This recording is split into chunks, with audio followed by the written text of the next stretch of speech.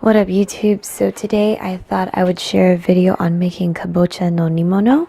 So that is stewed or simmered kabocha. First of all, we're going to need kabocha. It's a winter squash. Looks like a pumpkin. And don't mind me, I'm just shaking the sake for later. We also need dashi, and I've been using dashi packets. Instructions are on the back. You'll need 600 milliliters of water, 1 dashi packet in a medium saucepan, and you're going to boil it for 3 to 5 minutes.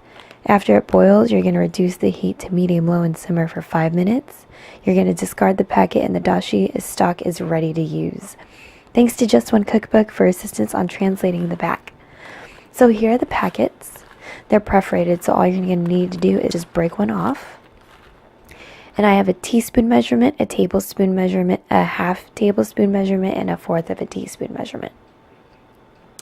I also thought that this knife was a good idea, but it totally wasn't. I suggest using a longer knife.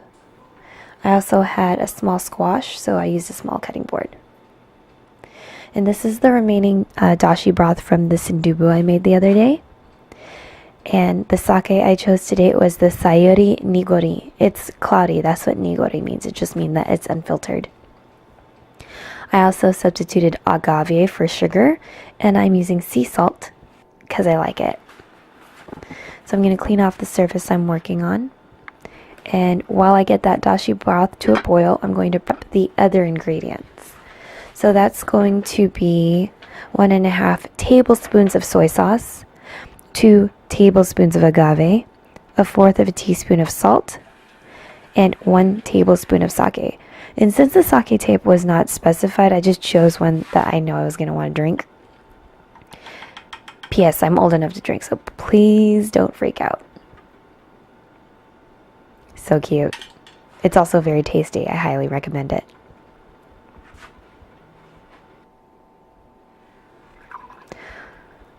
So I like to drink while I cook, so you can feel free to drink along with me. Cheers.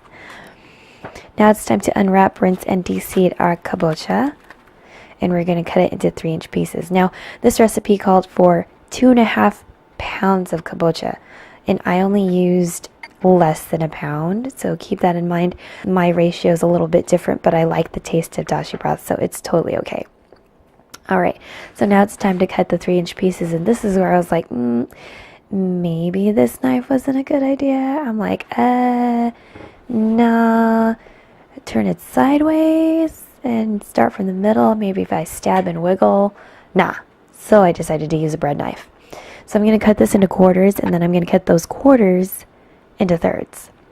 And somewhere in the recipe it said something like cut off sharp edges, and I was like, oh my god, is this going to be when I eat? So I decided to square off the corners. As you can see, right about here. There we go. So right about now the dashi is boiling, and we're going to lower it to medium-low and simmer for another 5 minutes. Cheers while we wait. And now it's time to take out the packet, and cheers again. Now it's time for the kabocha and the remaining dashi that I had. And we're going to cover until tender, medium heat, about 20-30 minutes. And now it's boiling.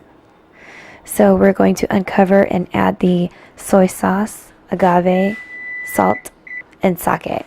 And then gently stir. Cover it again. Reduce the heat to medium-low and cook for another 15 minutes.